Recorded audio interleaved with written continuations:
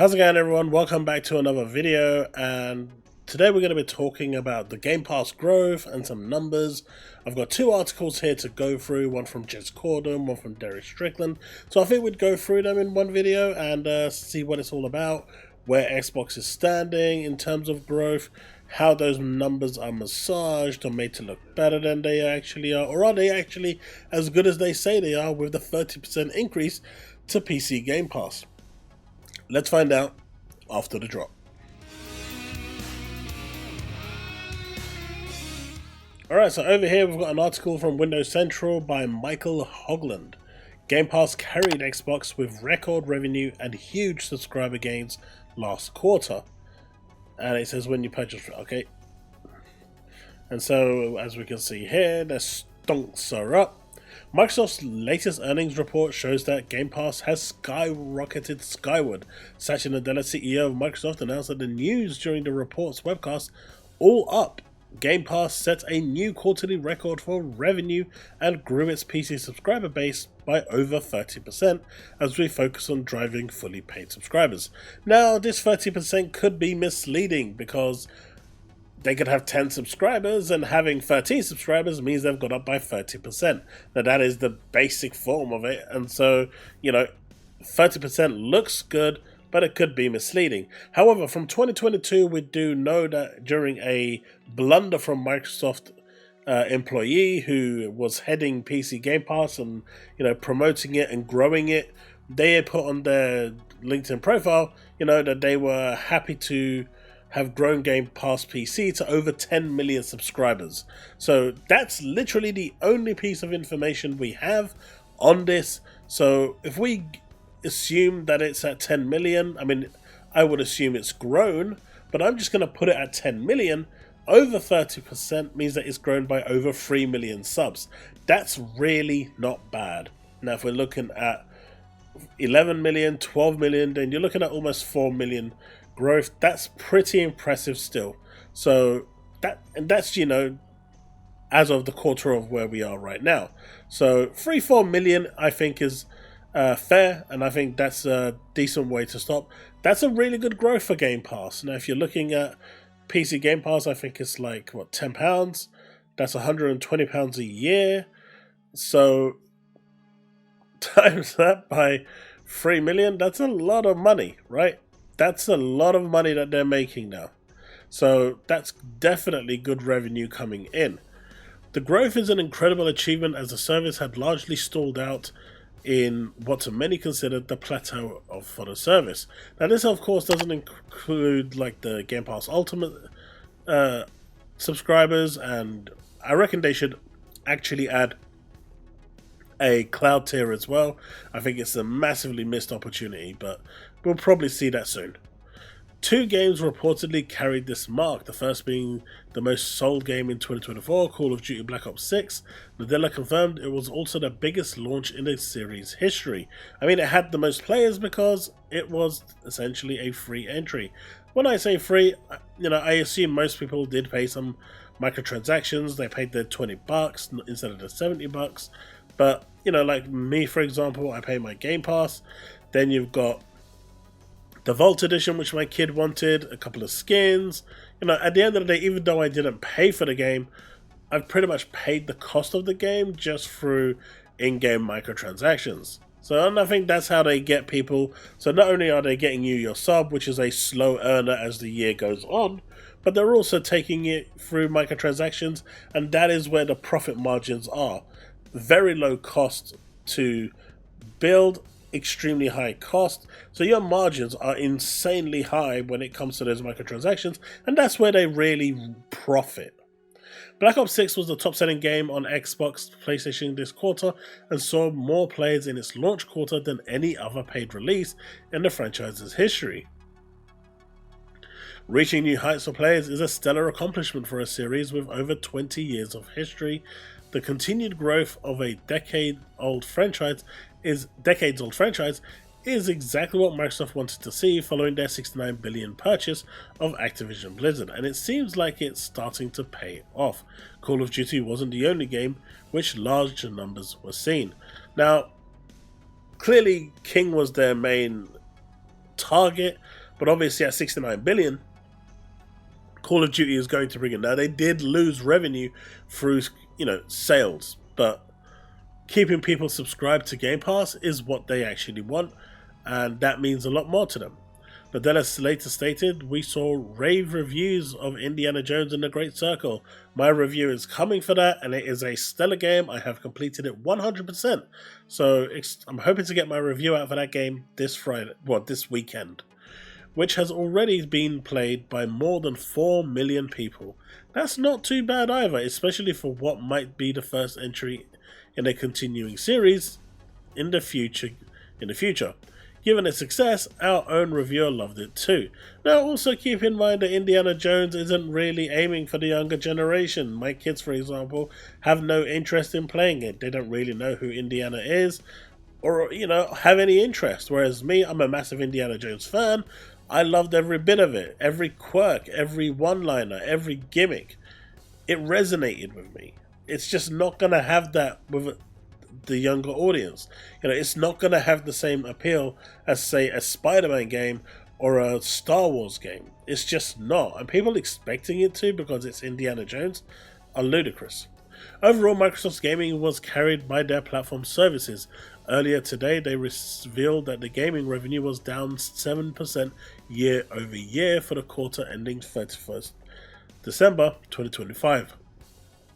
Hardware sales were also down a significant margin by 29%. I mean, they're continually going down, and I think at this point that explains why they've given up even stocking the consoles, but we'll see. Content and services revenue is up 2%, offsetting the losses overall. Now, that 7% being down year over year, there is actually a transcript within the earnings call that basically says the 29% decrease from the consoles was heavily, was a huge impact on that minus 7% down year on year. So if you actually took this away, obviously it still counts, but it would have painted a much different picture. Unfortunately, that the decline in console sales is evidently just absolutely crippling what's there. The news comes on the heels of Microsoft reportedly spending over $450 million on games during the month of December, marking Microsoft as the largest publisher in the world. With Game Pass growth hitting all-time highs, especially in the coveted PC market that Sony is now targeting, things have only started to heat up. In a move announced earlier today, Sony has taken a friendlier approach to their PSN requirements in hopes of appeasing the PC audience. I think this is pretty much their first step into actually day-and-date PC. This is where they want to try and appease them, get them on board, and then, roll out the day-and-date. And I think we're going to see day-and-date sooner rather than later. Both companies are targeting PCs, and it's no wonder, as PCs saw significant growth while consoles have started to stagnate. I don't believe that they're stagnating, right? At the end of the day, that market might not be growing so much, and it may still be around a 200. As far as Sony is concerned, if they can get to 180 million consoles sold, that is still growth for them from where they were previously with 120 million on the PS4. So it's all seen as perspective. Microsoft has now changed their focus because they can't sell the consoles to MAUs. And in my opinion, MAUs are way more valuable as long as they're spending money on microtransactions, because that's the whole point of, your active users. With a record high percentage of developers now focusing on PC, Microsoft and Sony will continue to battle in the market for supremacy on whatever screen they can get. Console, PC or mobile, everything is up for grabs. Where this leads Microsoft is anyone's bet, pretty much third party. But it would be hard to argue anything other than Microsoft continuing their current path. Pushing multi-platform games that include PC, PlayStation and Nintendo Switch has led to monthly active user counts that continue defining the generation's marker for success. And that's where Microsoft wants to be. What do you think? Does the news inspire confidence in your Game Pass subscription? Well, here's the actual bigger scope of things. As long as Microsoft is pushing these games out and they're making money, whether it's on Switch, PC, PlayStation, that just means that those games will continue to be day and date free on Game Pass. Game Pass will continue to exist, will continue to live. If Microsoft makes no money, then Game Pass dies. As far as I'm concerned, I like Game Pass. I think Game Pass is great. So if this is the price I have to pay in order to continue to get games on Game Pass, and make no mistake, I worked out last year, I made a save, I played around £500-600 worth of games, and I'm looking at this year, and it's for Game Pass exclusives. I'm looking at over £600-700 worth of, about £600-700 worth of games, and Game Pass is only £180. So I'm saving a metric ton of money. So for me, as a family, as a family man, Game Pass is great. And if that means that games have to be pushed out in order for me to be able to save $500-600 a year on games, I'm okay with that, right? My allegiance will always be to my wallet. I'm okay with that. I just want transparency. I just don't want to be lied to. That's it. Perhaps you recently subscribed and you're part of the PC Game Pass success story. Let us know below or somewhere in the comments on social media. I'll check out what you have to say. So that was this article over here. Really well written, really well done. And I think it covers quite a lot of what you need to know. But then we have this one over here, Tweaktown. And it says Xbox becoming more profitable despite $530 million earnings decrease. Xbox's shift towards more high margin business like Xbox Game Pass appears to have helped make the games division more profitable in holiday 2024, because they pretty much gave up on the console. They didn't really put the console on sale.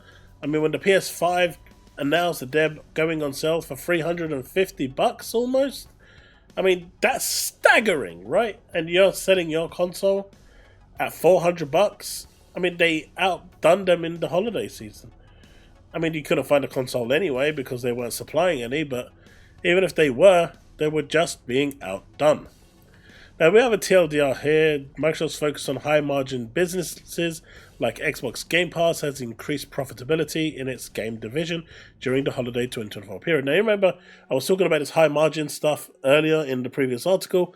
This is where I think it might actually come into play. Despite a 7% revenue drop, it was the second highest holiday period for Xbox.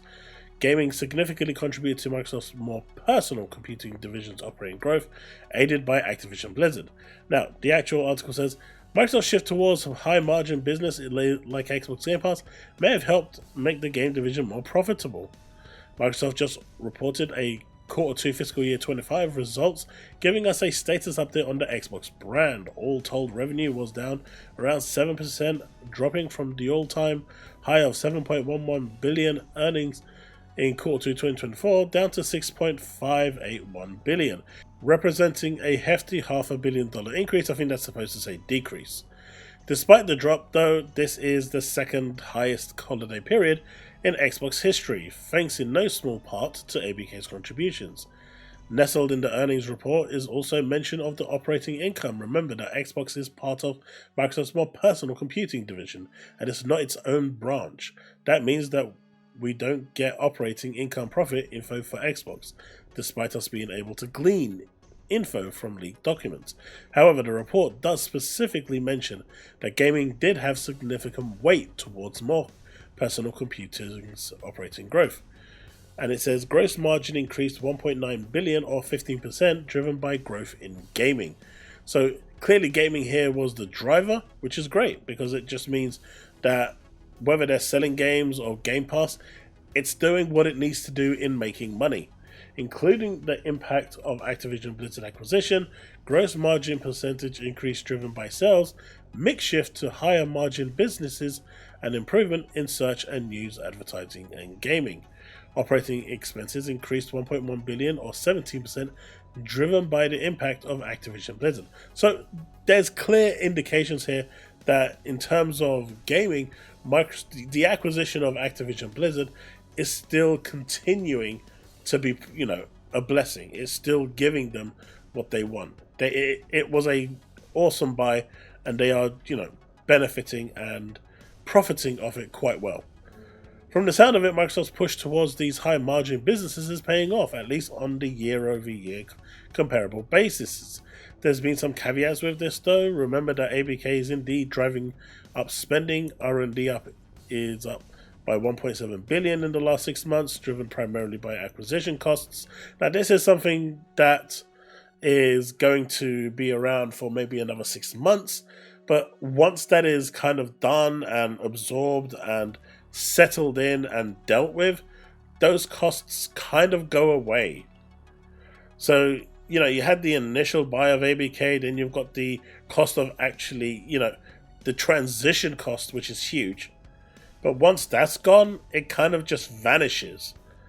And that cost isn't there anymore. That 1.7 billion just doesn't exist because it's done. It's finished. Some time ago, Xbox CFO Tim Stewart discussed how Xbox Game Pass and subscriptions in general